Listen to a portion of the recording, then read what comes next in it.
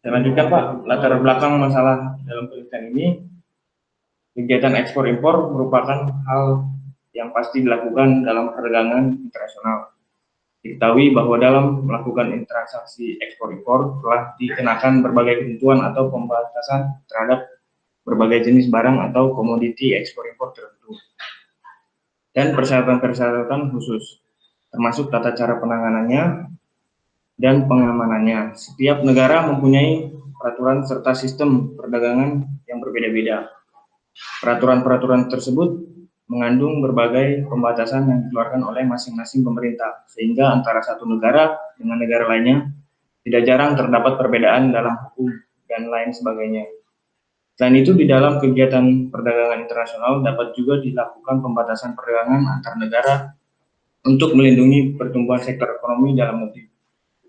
Dalam kerangka WTO, negara-negara telah menyepakati beberapa perjanjian internasional terkait perdagangan internasional yang merupakan satu kesatuan dan menjadi bagian dari WTO Agreement. Salah satu bentuk perjanjian tersebut adalah Agreement on Import Licensing Procedure, di mana perjanjian ini tersebut mengatur tentang prosedur lisensi dalam kegiatan impor suatu barang. Tujuan utama yang hendak dicapai dari ketentuan yang terdapat dalam peraturan tersebut yaitu untuk meminimalisir terjadinya konflik antar negara terkait perdagangan internasional, khususnya di bidang impor. Pada dasarnya, Agreement on Import Licensing Procedure ini memuat batasan-batasan yang menetapkan sejauh mana negara-negara anggota WTO boleh menerapkan kebijakan administratifnya, baik untuk mengatur masuknya barang-barang dari luar negeri maupun kewajiban-kewajiban harus dipenuhi. Salah satu contoh kasus pembatasan impor ini dilakukan oleh Indonesia dengan mengeluarkan suatu kebijakan, yaitu Permentan, Peraturan Menteri Pertanian Nomor 24 Tahun 2018 dan Permendak, Peraturan Menteri Perdagangan Nomor 64 Tahun 2018 tentang RIPH atau tentang rekomendasi impor produk hortikultura, dan Permentan Nomor 23 2018 serta Permendak Nomor 65 tentang hewan dan produk hewan. Pembatasan kebijakan impor merupakan bentuk proteksi dari pemerintah terhadap derasnya arus perdagangan bebas. Di sisi lain, pemerintah juga memanfaatkan kebijakan impor sebagai instrumen dalam menjaga kepentingan nasional seperti faktor kesehatan, keselamatan, keamanan, dan kelestarian sumber daya alam. Tindakan Indonesia ini digugat oleh Amerika Serikat dan New Zealand di World Trade Organization atau WTO. Gugatan tersebut terungkap dari hasil laporan Badan Penyelesaian Sengketa di bawah WTO, yaitu Dispute Settlement Body (DSB) tertanggal 18 Januari 2019 dengan judul Indonesia Importation of Horticultural Products, Animals and Animals Products, Status Report Regarding Implementation of DSB Recommendation and Rulings by Indonesia. Immanuel Kor memprediksi alasan kedua negara itu menggugat regulasi Permentan dan Permendak tersebut, yaitu karena aturan ini dinilai diskriminatif, tidak adil, serta terlalu membatasi produk hortikultura negara lain, dan hal tersebut bertentangan dengan perjanjian WTO GATT. Dalam tuntutannya kepada Amerika dan New Zealand, mengklaim bahwa Indonesia telah melanggar ketentuan WTO Agreement on Import Licensing Procedure, yaitu pasal 1 ayat 3 mengatur terkait aturan untuk prosedur perizinan impor harus netral dalam penerapannya. Pasal 3 ayat 2 berisi tentang larangan memiliki efek pembatasan perdagangan atau distortif pada impor selain yang disebabkan oleh pengenaan pembatasan. Pasal 3 ayat 3 berisi tentang pengharusan dalam pempublikasian informasi yang cukup untuk anggota dan pedagang lain untuk mengetahui dasar pemberian dan atau alokasi lisensi. Yang menjadi rumusan masalah dalam penelitian ini adalah: 1. Bagaimanakah mekanisme pembatasan perdagangan menurut WTO? 2. Bagaimanakah penerapan ketentuan WTO Agreement on Import Licensing Procedure dalam pembatasan impor hortikultura di Indonesia? Tujuan penelitian untuk mengetahui, menganalisis pengaturan WTO Agreement on Import Licensing Procedures yang berkaitan dengan pembatasan impor dalam perdagangan internasional. Yang kedua, untuk mengetahui dan menganalisis penerapan pembatasan impor dalam ketentuan WTO Agreement on Import Licensing Proceedures dalam pembatasan impor hortikultura di Indonesia. Penggunaan penelitian berguna bagi pengembangan keilmuan dalam hal mengimplementasikan peraturan-peraturan yang telah diatur oleh Organisasi Perdagangan Internasional. Kedua, berguna bagi badan atau instansi nasional internasional sebagai rujukan untuk terus membuat maupun mempertahankan peraturan yang lebih baik lagi di kemudian hari. Kerangka pemikiran yang saya gunakan pada penelitian ini adalah yang pertama, prinsip non-diskriminasi, di mana prinsip non-diskriminasi ini adalah salah satu prinsip dan kebijakan yang ditetapkan oleh WTO. Dalam prinsip non-diskriminasi ini terdapat dua prinsip utama dalam WTO, di mana prinsip pertama adalah MFN, Most Favored Nation, dan prinsip national treatment. Secara ringkas, kedua prinsip ini diterapkan untuk melarang suatu negara melakukan tindakan diskriminasi dengan negara lainnya. Yang kedua adalah asas Pacta Sunt Servanda. Asas ini merupakan asas dalam hukum internasional yang dimuat dalam Konvensi Wina 1969 tentang Perjanjian Internasional artikel 26, yang artinya setiap perjanjian yang telah memiliki kekuatan mengikat terhadap para pihak, maka para pihak yang bersangkutan harus menghormati dan mentaati perjanjian dengan itikat baik. Metode penulisan pada penelitian ini adalah, pertama, saya menggunakan metode yuridis normatif, atau dalam istilah lain pendekatan studi kepustakaan, di mana yang menjadi bahan-bahan penelitian adalah bahan pustaka seperti buku, jurnal, dokumen, dan lain. Kemudian spesifikasi penelitian yaitu penelitian deskriptif analitis, yaitu kegiatan yang dilakukan oleh penulis untuk menentukan isi atau makna suatu aturan hukum yang dijadikan rujukan penyelesaian permasalahan dalam hukum yang menjadi objek kajian. Ketiga, sumber data. Sumber data yang digunakan adalah yuridis normatif, itu sumber data sekunder, bahan-bahan kepustakaan yang dapat berupa dokumen, buku, laporan, arsip, literatur yang berkaitan dengan masalah yang diteliti. Keempat, teknik pengumpulan data. Teknik pengumpulan data dalam penelitian ini melalui studi kepustakaan atau library research atau dari internet. Analisis data, analisis kualitatif, yaitu pembahasan yang dilakukan dengan cara memadukan antara penelitian kepustakaan atau norma terkait tanpa menggunakan rumus atau angka. Penelitian ini saya lakukan dilokasikan pertama di perpustakaan Fakultas Hukum Tirta, perpustakaan umum Tirta, dan perpustakaan instansi terkait.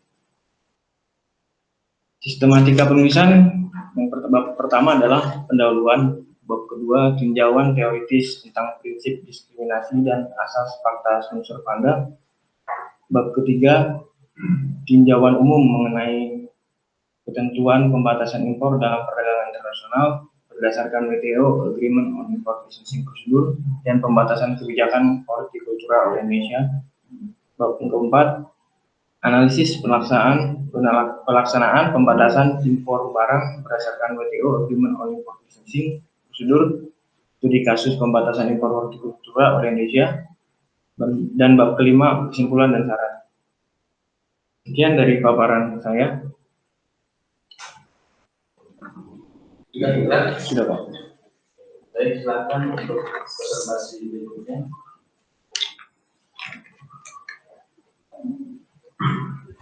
Siapa yang kedua? Silakan.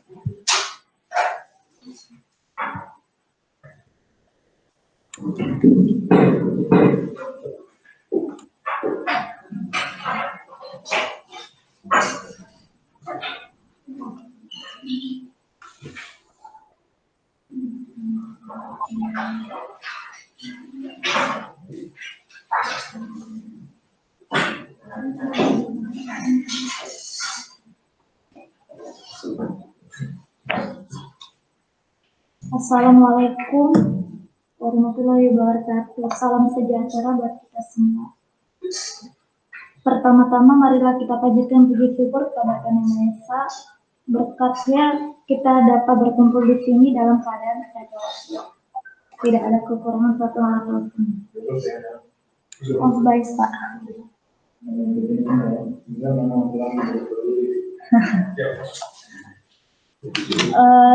Izin memperkenalkan diri, nama saya Riana Mustina, NIM-nya 1160281, dosen pembimbingnya Pak Hilton dan Pak Sri Anam.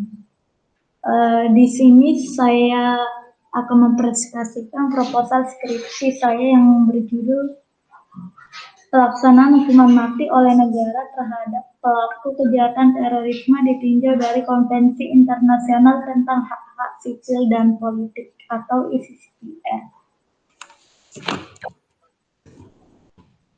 Latar belakangnya, hukuman mati merupakan salah satu saksi yang tergolong dalam tingkatan kejahatan yang berat. Adanya saksi hukuman mati sudah berjalan sejak bertahun-tahun lamanya. Hukuman mati atau capital punishment yang dilakukan selama ribuan tahun sebagai hukuman utama untuk tindak pidana tertentu ditinjau dari perspektif sejarah hukum, bahwa pengembangan norma hukum internasional untuk penghapusan hukuman mati merupakan fenomena pasca Perang Dunia Kedua.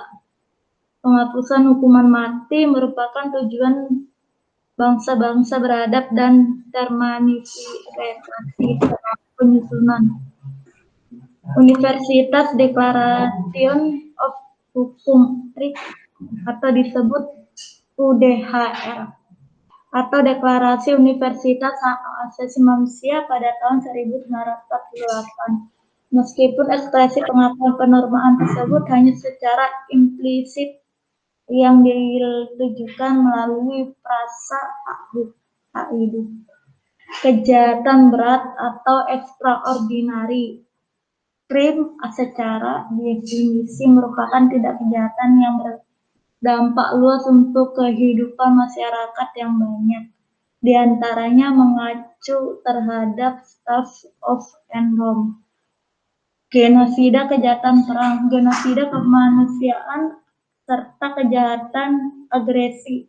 Kejahatan yang tergolong berat tersebut secara legalitas terkesan baru dan terlambat dikarenakan tindak kejahatan yang tergolong berat tersebut sudah menjadi merugikan kehidupan masyarakat dunia jauh dari waktu sebelum adanya regulasi yang mengatur sebagai produk hukum. Beberapa istilah yang digunakan untuk menafsirkan istilah extraordinary crime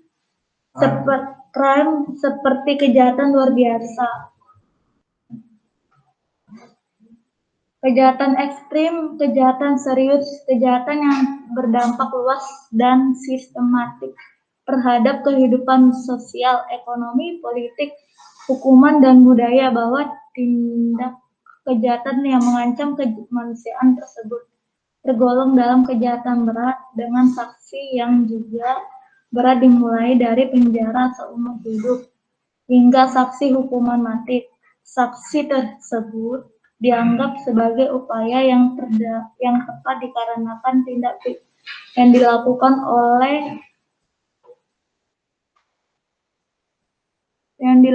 oleh para pelaku merugikan secara materi ataupun korban jiwa. Sanksi hukuman mati tidak serta-merta sebagai bentuk tindakan pembalasan terhadap pelaku atas tindakannya, namun juga sebagai bentuk efek jera atau antisipasi terhadap para pelaku dan atau secara hukum pelaku yang akan melakukan tindak pidana menyerupai kejahatan kemanusiaan tersebut. Kejahatan luar biasa berkembang secara dinamis mengikuti perubahan pemerintah, ekonomi, politik negara tersebut. Namun yang dapat dipastikan ialah bagaimana upaya menjaga keamanan dan keutuhan masyarakat atas tindakan kejahatan kemanusiaan tersebut menjadi catatan yang penting.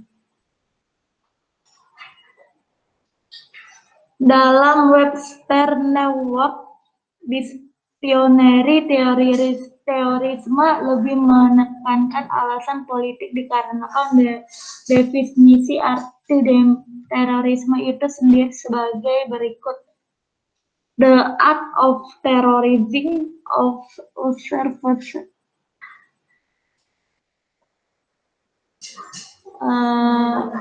force of threat to demoralize, intimidate, and subjective.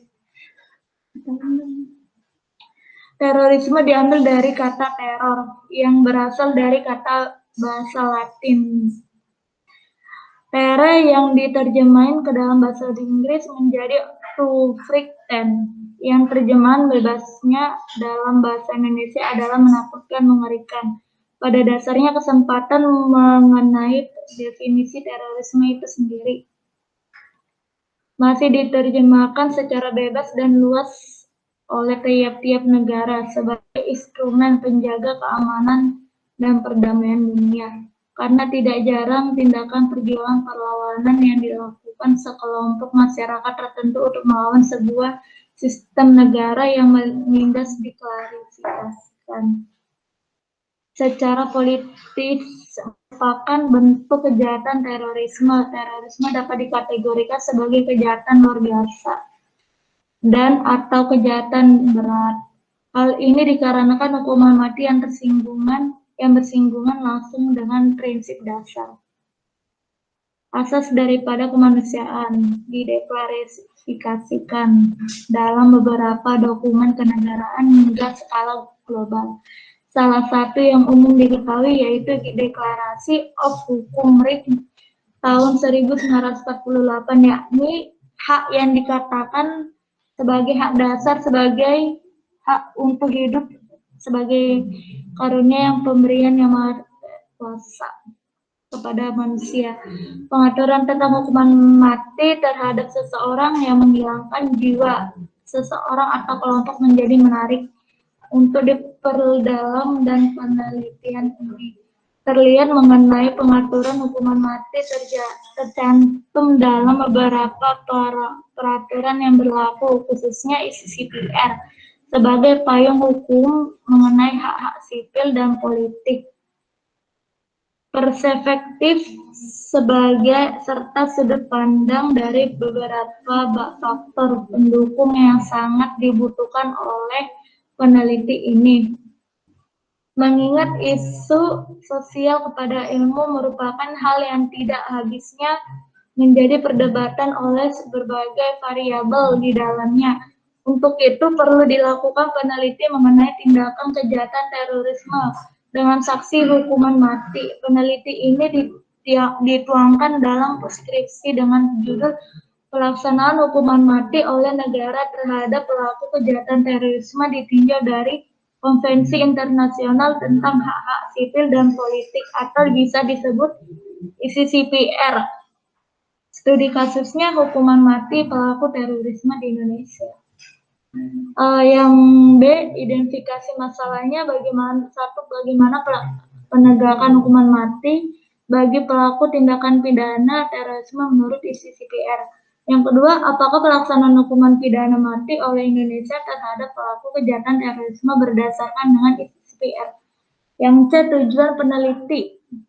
Yang satu, mengenai pengaturan mengenai hukuman pidana mati bagi pelaku tindak pidana terorisme menurut ICCPR. Yang kedua, menurut pelaksanaan hukuman mati oleh Indonesia terhadap pelaku kejahatan terorisme secara dengan pengaturan di dalam ICCPR. Yang D, kegunaan penelitian kegunaan teoritis. Yang A, secara teoritis peneliti ini dilakukan untuk memenuhi salah satu syarat guna memperoleh gelar sarjana pada Fakultas Hukum Universitas Sultan Agung Tirtayasa. Yang kedua, yang B, diharapkan peneliti ini dapat memberikan pengertian dan pemahaman secara terorisme tentang saksi pidana terhadap pelaku tindak kejahatan terorisme sebagai upaya menjaga keamanan dan perdamaian dunia. Yang C, diharapkan peneliti ini memberikan kontribusi secara teori mengenai perkembangan kemampuan berkarya ilmiah dan daya nalar dengan acuan yang disesuaikan dengan disiplin ilmu yang telah dipelajari, yang hukum pada umumnya dan hukum pidana internasional dalam penegakan hak asasi manusia pada khususnya. Yang kedua, kegunaan praktis. Yang A, diharapkan peneliti ini dapat menjadi rujukan dalam saksi pidana mati dalam mengadili pelaku terorisme sebagai kejahatan berat, menjaga perdamaian dunia. Yang B, dengan adanya peneliti ini, penulis dapat melihat pentingnya peran lembaga Indonesia sebagai metode penegakan hukum. Yang E, kerangka pemikiran, teori hak asasi manusia atau disebut HAM. Pengertian HAM pertama kalinya ditemukan oleh John Locke, yang menjelaskan bahwa hak asasi manusia adalah hak menggambarkannya secara poin per poin, apa namanya yang menjadi konsep penting dari dalam pengertian pertama kalinya ini ditemui oleh John Locke yang dijelaskan dalam hak asasi manusia yang diberikan langsung oleh Ketua Yang Maha Esa, yang diciptakan sebagai bersifat secara kontradiktif karena sifatnya itu memiliki kekuasaan apapun di dunia yang mencabut hak asasi manusia.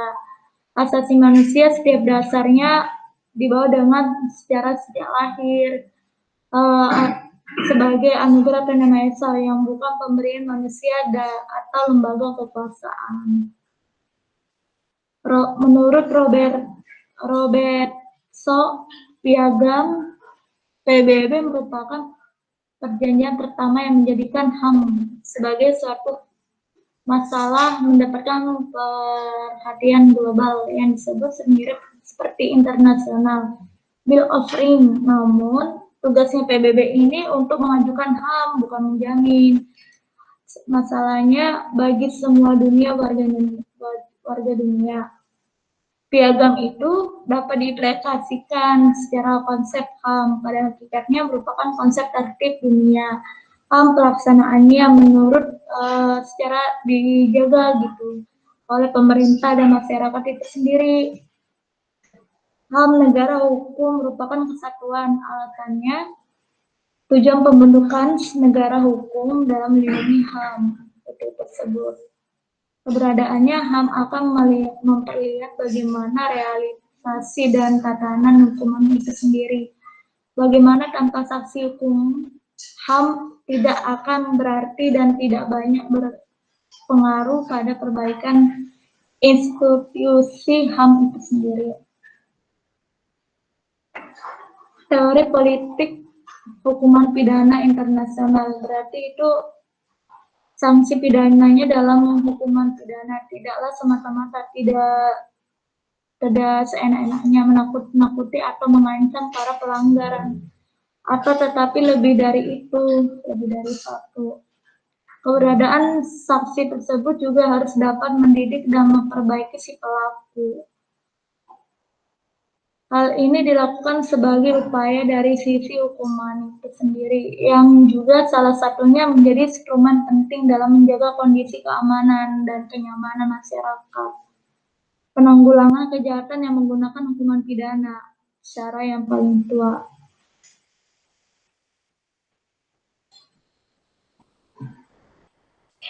Setelah peradaban manusia itu sendiri, pembaruan hukuman pidana meliputi pembaruan terhadap hukuman pidana yang formal, melalui formal hukuman pidana material dan hukuman pelaksanaan pidana. Ketiga bidang hukum tersebut bersama-sama atau secara integral diperbaiki agar tidak dapat kendala dalam pelaksanaannya. Dalam metode penelitian ini saya tahunya pemikiran sistematis mengenai berbagai jenis masalah, bukan cuma satu, yang pemecahannya memerlukan pengetahuan, pengumpulan, dan penafsiran fakta-fakta. Peneliti yang merupakan suatu kegiatan yang ditunjukkan oleh mengetahui seluk-beluk sesuatu. Metode yang digunakan dalam peneliti ini adalah metode pendapatan yuridis sosiologis, yang berarti memperoleh data dari data primer dan sekunder. Data primer adalah data yang diperoleh atau bersumber dari lapangan berupa wawancara. Data sekunder adalah data pendukung yang berasal dari studi perpustakaan, yaitu undang-undang, buku, dan serta judul. Spesifikasi penelitian ini ada secara deskriptif dan analisis. Maka melalui peneliti ini diperoleh gambaran yang nyata secara menyeluruh semuanya. Deskriptif tersebut meliputi isinya itu berbagai struktur hukuman positif, yaitu suatu kegiatan yang dilakukan untuk menentukan isi atau makna aturan hukum yang dijadikan rujukan dalam menyelesaikan permasalahan yang menjadi objek kajian. Yang sumber daya peneliti ini menggunakan data primer dan sekunder. Data primer ini yang mengenai wawancara terhadap orang-orang relevan, maksudnya hanya sebagian aja, untuk dimintai keterangan terkait peneliti ini yang akan dijadikan sebagai tempat penelitian. Data sekunder data yang diperoleh melalui studi perpustakaan. Teknik pengumpulan datanya, peneliti yang dalam perpustakaan berarti itu harus diteliti secara di perpustakaan. Dokumen ini merupakan langkah awal dari setiap peneliti hukuman studi dokumen, dan penelitian hukuman meliputi studi bahan-bahan hukuman terdiri yang bahan primer, bahan sekunder, dan bahan tersier. Yang sistematika penulisan bab satunya pendahuluan. Pada bab ini akan diuraikan mengenai latar belakang, identifikasi masalah, rumusan masalah, tujuan, manfaat, kegunaan, kerangka, metodologi, dan sistematika. Yang kedua, tinjauan teoritis tentang teori hak asasi manusia dan politik hukuman pidana internasional. Ini meninjau secara luas teori, berarti itu semuanya udah ditinjau secara keseluruhan, yang digunakan teori hak asasi manusia dan teori politik hukuman pidana internasional. Bab yang ketiga, saksi hukuman mati terhadap kejahatan terorisme sebagai kejahatan luar biasa, berarti ini yang menjelaskan hukuman secara material dan formil. Hukuman yang tersebut pelaku tindak kejahatan terorisme. Yang keempat, analisis pelaksanaan hukuman mati oleh negara terhadap kejahatan terorisme. Ini menganalisis secara komprehensif terhadap rumusan masalah mengenai pengaturan dan relevansi hukuman mati oleh negara terhadap pelaku kejahatan terorisme sebagai pengaturan hak-hak sipil dan politik (CSR). Yang kelima, kesimpulan dan saran kesimpulan yang ditulis oleh hasil dari analisis keseluruhannya, mengatur pengaturan dan relevansi hukuman mati oleh negara terhadap pelaku kejahatan terorisme sebagai pengaturan hak-hak sipil dan politik (CSR). Sekian dari presentasi saya. Terima kasih, Pak. Silakan Saudara Anissa.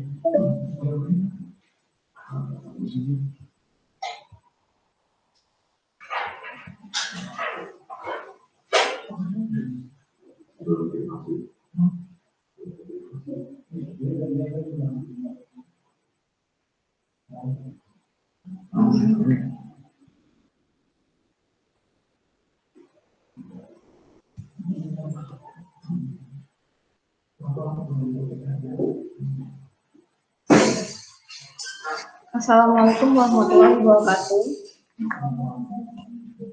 Salam sejahtera untuk kita semua. Pertama-tama marilah kita panjatkan puji syukur kepada Tuhan Yang Maha Esa atas berkatnya kita dapat berkumpul di sini dalam keadaan sehat walafiat. Izin memperkenalkan diri, nama saya Nisa Aulia. Yang terhormat kepada penelaah 1, Bapak Hilton Pranama Putra SHMH. Yang terhormat pada penelaah 2, Bapak Surya Anom SHLLM. Yang terhormat pada penelaah 3 sekaligus pembimbing saya, Bapak Dr. Daniel SHMH. Yang terhormat pada penelaah 4 sekaligus pembimbing kedua saya, Bapak Mas Nana Jumena SHMH, beserta rekan-rekan sekalian. Di sini saya akan mempresentasikan proposal studi saya berjudul Implementasi United Nations Convention Against Illicit Traffic in Narcotic Drugs and Psychotropic Substances 1988 dalam upaya pemberantasan peredaran gelap narkotika dan psikotropika di Indonesia. Studi kasusnya penangkapan pelaku penyelundupan sabu-sabu dari Timur Tengah seberat 821 kg di Serang.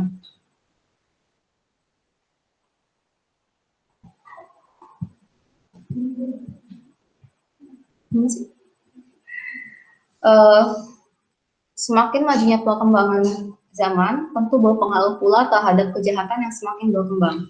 Salah satu contoh kejahatan yang sering kali muncul ke permukaan adalah kejahatan peredaran narkotika dan psikotropika secara ilegal.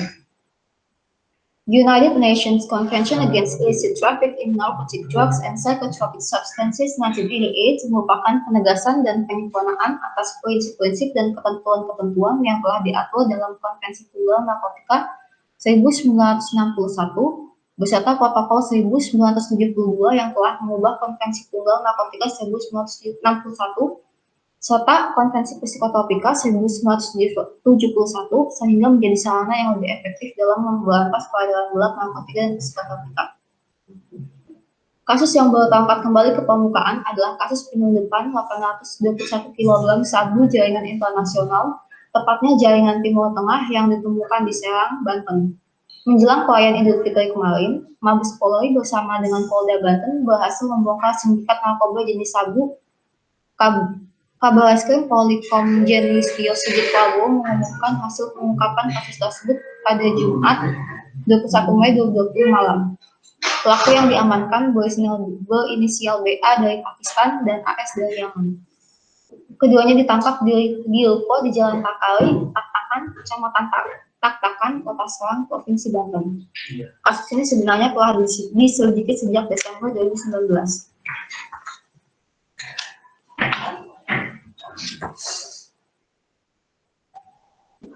Identifikasi masalahnya yaitu yang pertama, bagaimana implementasi United Nations Convention Against Illicit Traffic in Narcotic Drugs and Psychotropic Substances.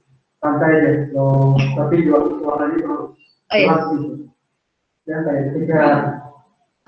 Yang pertama, bagaimana implementasi United Nations Convention Against Illicit Traffic in Narcotic Drugs and Psychotropic Substances 1988 terhadap pemberantasan peredaran gelap narkotika dan psikotropika di Indonesia.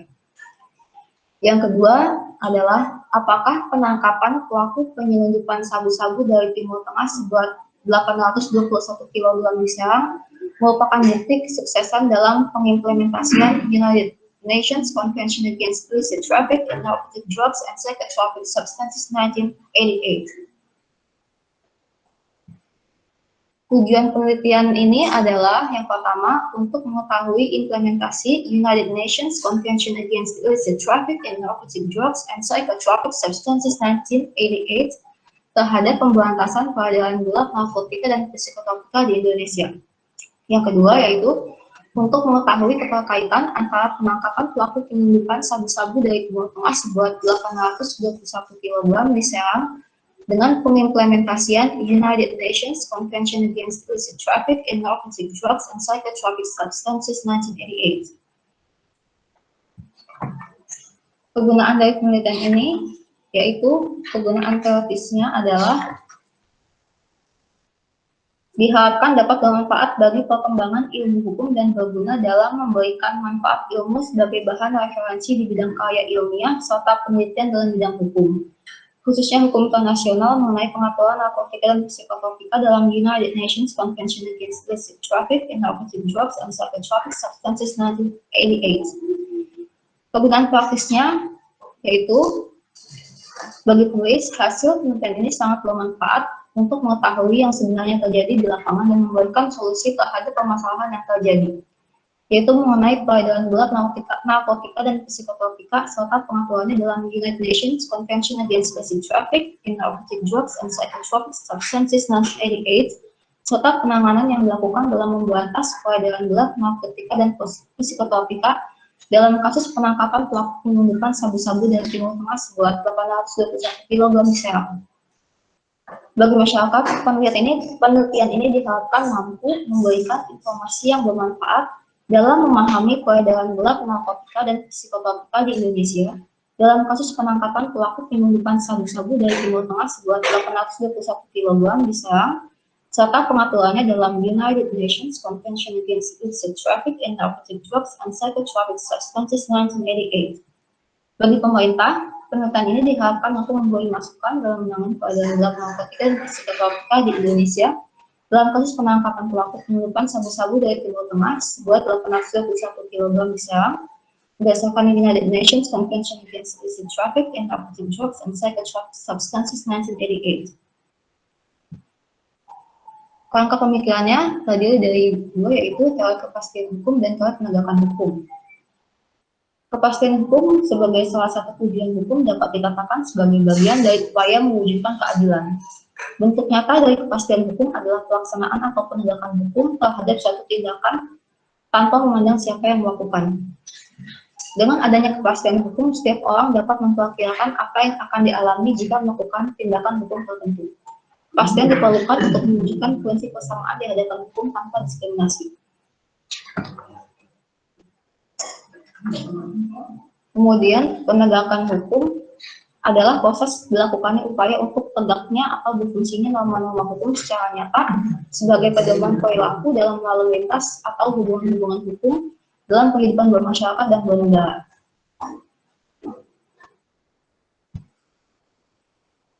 Spesifika metodenya yaitu metode yuridis empiris yang didukung oleh penelitian yuridis normatif.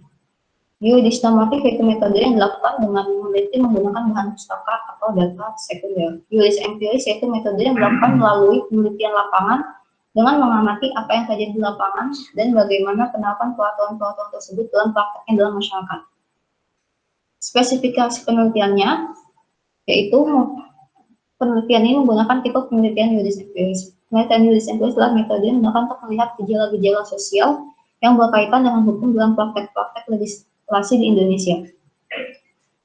Kemudian sumber datanya terdiri dari tiga, yaitu bahan hukum primer, sekunder, dan tersier. Bahan hukum primernya terdiri atas United Nations Convention Against Illicit Traffic in Narcotic Drugs and Psychotropic Substances 1988.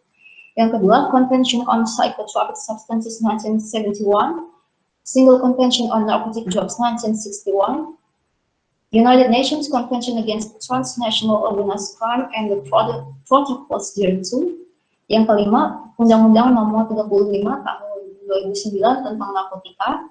Yang keenam, Undang-Undang Nomor 5 Tahun 1997 tentang psikotropika. Lalu Peraturan Menteri Kesehatan Nomor 5 Tahun 2020 tentang perubahan penggolongan narkotika. Yang kedelapan, Peraturan Menteri Kesehatan Nomor 23 Tahun 2020 tentang penetapan dan perubahan penggolongan psikotropika. Bahan sekundernya adalah buku-buku dan tulisan-tulisan ilmiah buku yang terkait dengan objek penelitian ini, meliputi literatur, artikel, hasil penelitian dan pendapat para ahli yang terkait dengan peredaran gelap narkotika dan psikotropika di Indonesia. Bahan hukum tersiernya meliputi kamus hukum, kamus bahasa Indonesia, kamus bahasa Inggris Indonesia, ensiklopedia, berbagai majalah maupun jurnal hukum, buku-buku yang berkaitan dengan penelitian. Teknik pengumpulan data yang digunakan adalah melalui wawancara yang didukung dengan studi perpustakaan. Lalu analisis data, metode analisis data yang akan digunakan dalam penyusunannya adalah metode yuridis kualitatif, yakni data yang diperoleh akan disusun secara sistematis. Lokasi penelitiannya dilakukan di Polda Banten, Perpustakaan Fakultas Hukum Untirta, Perpustakaan Universitas Sultan Agung Tirtayasa, Perpustakaan Daerah Kota Serang, Perpustakaan Universitas Pajajaran.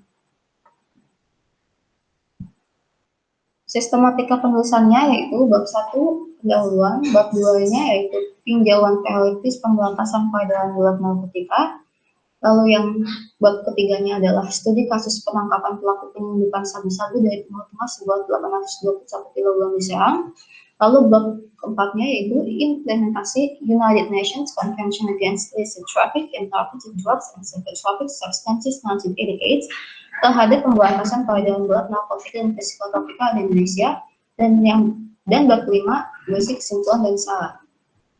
Sekian. Udah, bisa?